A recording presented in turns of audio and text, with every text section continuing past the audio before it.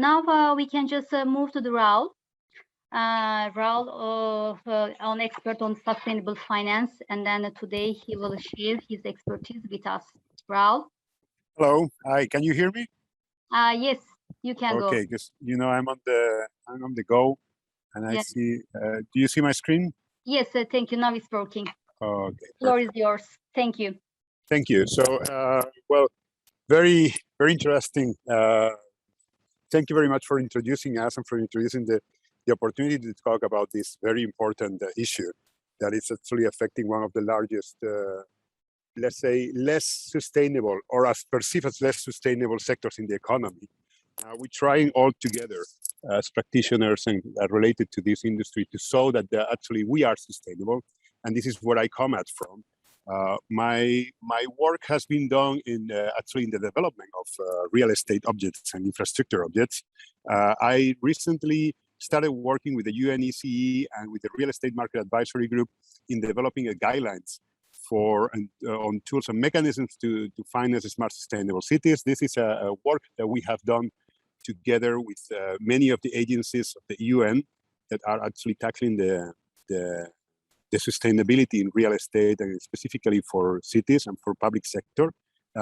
It was actually created with the idea of helping the civil servants in municipalities to identify opportunities and to be able to promote their projects in front of the private stakeholders. And this is actually where we have met with Paloma. And I thought it was good to mention that this is existing, that this is something focused on the public sector, and actually it will be very important also for the private sector to be embedded into the public sector activities. Now, coming to my current role at Deloitte that I recently joined, I have seen that the biggest problem in here, when we try to find what is sustainable and what is able to attract capital or sustainable capital, it's the risk factor, and how do we pose an opportunity for private investors to see how to tackle this risk. The problem with this approach, it's actually in the way to define sustainability, or the sustainability within real estate, and how sustainability within real estate in the end creates new ways to develop the old products, the old ways of financing. And I think the most important is to see how the sustainable debt markets are growing, and how actually the appetite of the investors is moving into the bonds, into the loans, and into sustainable finance articulation. This is just to give you an idea of how actually the markets are looking like. What we have tried to identify from the professional services companies as catalyzers of activities, and how in the last few years, despite of the pandemic, despite of the crisis that we had after 2008, the companies, the project providers, the project developers are actually looking into sustainability as a new way of financing themselves. This gives us an opportunity as well to link money with or financial impacts with non-financial impacts. As you see here, there is many of the largest stakeholders in finance are already involved. We could go basically country by country and see how many will those be. And as you see here, this is just looking into the green bonds to understand how important this movement is, and to understand how this is not a trend as many of our clients think it is. And this is, I'm sharing with you already the practice when we are approached by not only banks, but also developers or fund managers or any other stakeholder in the real estate to tell us, look, is this something that are we going to have to do in the future, or is it something that is just a trend? Is this fashion? What is going on with this? And when they understand who is involved and how strongly they are involved and how strong those facilities most of the people does prefer this than any other kind of financing. Some more figures to see within the sustainable rankings and ratings, how this is working and who is already involved. I'm pretty sure you know all those names, and it's not a surprise for all of us. And this is actually let's say, the selling point of sustainable finance. We have to make sure that the companies do understand the issue of double materiality.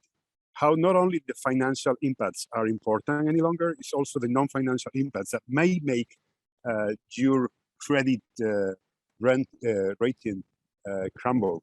So the issue here is that so far we were sure that when the companies were doing real estate projects, they knew how to make it financially viable. Now they also need to know that if they don't make it non-financially impactful, or they don't have non-financial impacts in a positive way, it could actually not happen. So this is an issue that, depending on where you're talking to and how much they have been looking into market practices, sometimes you will see a lot of reluctance. But this is happening everywhere. And we see that from the most advanced non-sustainable, or not, sorry, sustainable markets, the practices are already coming to all the markets, at least in Europe. So how do we identify sustainable finances?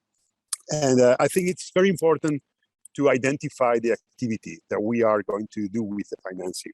And what part of that activity is actually contributing to ESG objectives. This is a part where a company like Deloitte, where I'm working now, works very proactively with the companies, trying to let them understand that the issue here is the disclosures. You have to be able to provide with all those KPIs, with the data, and to make sure that the governance of that data is done in a way that is consistent across your portfolio and for all the activities that you do. Because it's not only that you can have a good idea about how to do the financing, it's also that you have to have an idea of how to express the part of the sustainable financing. How sustainable it is belongs to the disclosure practice, and this is where, if you are not able to prove it, you will not be able to actually verify or any of the points that are here, or to prove that your financing is sustainable. Of course, there are many standards to do this. The EU taxonomy has already given us, within the action plan, very many individual objectives. Unfortunately for us, we are not there yet with all of those. We know that the EU taxonomy is here. We understand how it's working. We see that it's adapting very fast to what needs to be done. The EU green bond standards are also there. We're going to see also that there is another 2 frameworks of green bonds that are also working very fast and very actively. And we also have the benchmarks already. Although we're not using those as much as the green bond standards, I think all the steps that we have in the plan for financing sustainable growth are consistent and will help us create practice in the sector that will help everybody reach the practice of real estate with sustainable finance. Now, as I said, well, this is more or less repeating what I was just saying about being able to prove where you are, what you want to do, and to decide the instruments that you need. And I'm putting here actually perhaps the 2 or the 3 better ways to articulate today, or the most practical ways, which are the bonds, the loans, and actually to take stakes on the equity of companies. And this is what we are using actually in green bonds. When I talk about green bonds, I want to stress that this is actually what we see in practice as more attractive to the developers, to the companies. The 3 frameworks that we see here are the 3 largest frameworks. Those are very similar and are set in the practice for everybody else. And when we work with the companies, they sometimes come to us with a clear idea of which framework they want to work with. If they don't, we just have to analyze what will be more adaptable to them, depending on the geography, depending on their activity, on their main activity. We also work on green lending, and of course we have some principles already there. The EU taxonomy also gives us some framework, climate bonds, and of course the practice. Deloitte does it. All other companies and many other issuers and professional services companies will help us doing that. So I wanted to show you what is in practice what the companies have to do when they go into analyzing their portfolio and their projects. What do they have to do? The practical approach to green finance and what the companies have to prepare to. This is something we had to do recently in Hungary, with of course, with the influence of the local stakeholder, the Hungarian National Bank, which is one of the most, let's say, proactive in this in green loans, green bonds. And as you see here, you see a lot of activities that are already defined to make sure that the green requirements are there. And we see there is a lot of convergence points onto the EU taxonomy on the emissions reduction, on the efficiency of energy and resources, of the use of energy and resources. And of course, some of those, although this is more difficult, on the embedding of circularity within the projects. So what do we tell the companies to look in order to access any of those frameworks, be it green bonds, be it green loans, or any of the other investments that they want to do into sustainable finance? We have three lines of action. The first one is on the strategy, to see what is the vision that the companies have, what do they want to do, to make sure that they are understanding what is the target they have, and to then go into the practical work with them. You see here some of the questions. I don't want to read what we see in the screen. I think this will be too repetitive. We will provide this deck, so this is something that you can go through later. But as you see here, there are some focus points to look into. And I would like to stop just a second on the first one, which is the education of the board level. This is the most important, and this is perhaps the most intuitive for everybody. You need to know what you want. But the problem is that not everybody knows what they want. They want to be sustainable. They don't know how to be sustainable. And this is something that in the last few months that I have been, ever since I joined Deloitte, I'm seeing that I have to do this, well, basically every week a few times, because although the people has the intention to be more sustainable with their projects and to access sustainable finance as one of the main carrots in the process, they don't really know what to do. They don't, all the media, the information that they get, it's too, perhaps too much and not too well coordinated. So this is where we're trying to help. Of course, best practices and policy scanning is very important. And all the assessment that we can give to them, it's basically the every day-to-day, the bread and butter work. Important here to see that the net zero carbon decarbonization services is one of the most important projects that we see. Some of those companies know that they need it. They come to us to ask for these services because they know that in here they identify very rapidly alignment with the EU taxonomy. And here's where we can help a lot. Following up on what they have to do, we look into the implementation. So once we have understood the strategy for the green documentation, what we do is to go on to what is the implementation of everything and analyzing them on everything that they have to do. Here already we go into the strategies, into the implementation of the policies, into the business models, cost-benefit analysis, and it's actually kind of the day-to-day job. And of course, the last but not least, which is how I started, it's on how to disclose everything that you do. And this is very important because unfortunately for us, there is no clear standards on the disclosure. There are coming up with different frameworks. Most of those proposed by the largest stakeholders, such as the EU Commission. And you see here the TCFD, CDP, SFDR, all the non-financial reporting, which are very important to understand from the very beginning, as it is a day-to-day job that takes the capacity of analysis to a level beyond. I think we've seen this already. From here, I believe I will repeat a bit to what we were talking before. You've seen all this before. This is specifically for real estate, that I was saying, on the three main goals: the optimization of resources, reducing the emissions, and the extension of the life of the projects, for the four activities that are considered here. And this is how we see as the major challenges facing the companies here, how to meet the expectations of investor stakeholders.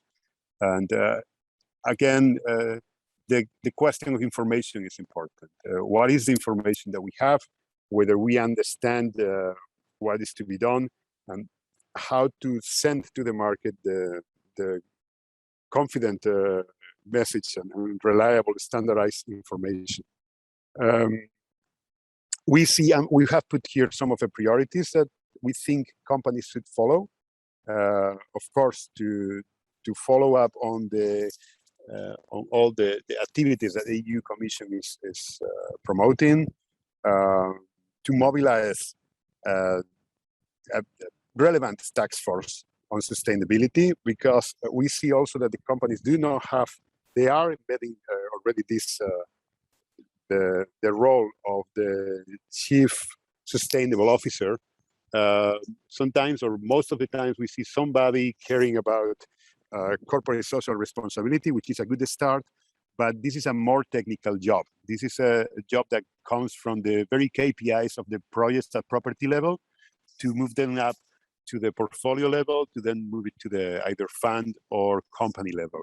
And of course, all this governance between the three levels, it has to be bridged with very strong capacities, and it takes kind of a long time. And we think that in 2024, we believe most of the companies, it's not all of the companies that we are talking to in real estate, will have to disclose, to make disclosures on non-financial impacts, and they will have to do it on the impacts of 2023. Our practice tells us that it's not less than 8 to 12 months to create this governance. So we're talking that tomorrow, most of those companies should start looking into who's going to do this disclosure, who's going to do the reporting, who's going to make sure that the market understands what you do is sustainable. And that's why we're working so much lately. This we've seen already. Who discloses what, and what is the latest changes in the EU taxonomy. And well, I think it's we're already getting into more technical stuff about the EU taxonomy application. Some of the methodologies that we advise our clients with. I wouldn't like to go into too many details, because it's going to make everybody a little bit bored with this. And this is actually the screening test level that we believe everybody has to do with their proceeds. As you see here in the analysis, you have to check your eligibility and find the company's footprint. Then fulfill the technical screening criteria. So we're already coming into the economic activity level screening. Check the do not significant harm criteria, comply with the minimum safeguard, and then again report. As you see, I'm focusing all the time in report, because after I joined, as I said, I found that the biggest problem that we had in all the activities in order to articulate sustainability was that the people were not reporting properly. And as you're not reporting properly, your financial partners will not be able to report properly. So they will most likely come back to you to say, please do it better because I cannot give you money if you don't give me data. And so they come back to us and say, what data do I have to give? And this is when we start again this reverse engineering to find out from the property level to the portfolio level, then to the company and fund level. And of course, what we come down to is to the alignment. And we're already helping our clients, not only us, it's everybody in the market is already doing alignment procedures. Of course, I'm putting here the company that I work for today, but I think it's important that we understand that there are companies and advisors and professionals from public and private entities that could help the companies articulate sustainable finance, getting aligned with the EU taxonomy, getting aligned with the EU green bonds or loans standards, and to go forward, to think that this is not impossible. It is complicated, but not impossible. And I think the rules are pretty well set.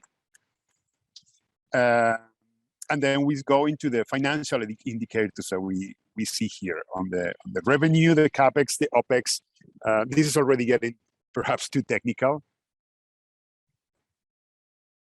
A bit more on specifics for the green bonds, standards. I don't know if this is too technical already.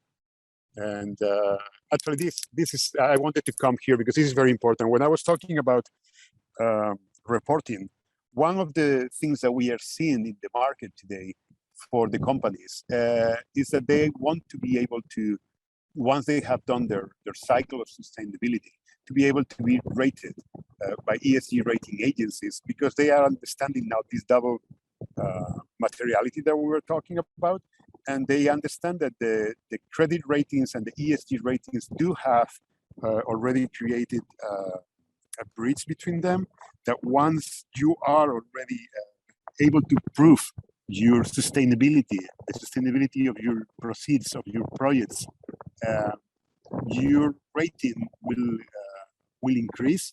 And the only problem that we see here is actually that we have a bit too many companies doing this. This is some of the larger companies that are working today with ESG ratings, and together with the big three credit ratings with Moody's, Standard & Poor's Global, and Fitch ratings. The practice itself, the market is telling us that most of the larger investors are looking into their investments through those credit raters to understand whether what they're putting their money will increase or decrease their capacity to get more finance. And of course, again, this is related to reporting, this is related to the disclosures, is related to the use of proceeds of your finance, and it does create this link between what you do and how you express what you do. And that's it. And this is me. And thank you very much for having us today and for having me today. Please, if there is any question. Yes.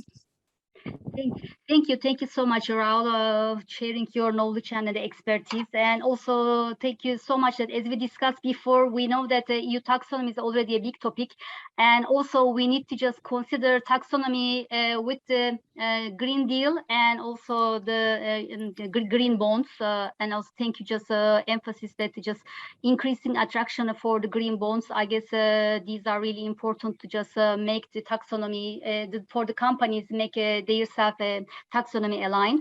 And also what is important, I guess you just emphasize the education, not only to educate the companies how they can just imply or follow the EU taxonomy, but also educate the sector itself. I guess this is really good point. This is why today we are here. First, we are educating ourselves, and then we can able to just offer our services for all the real estate stakeholders.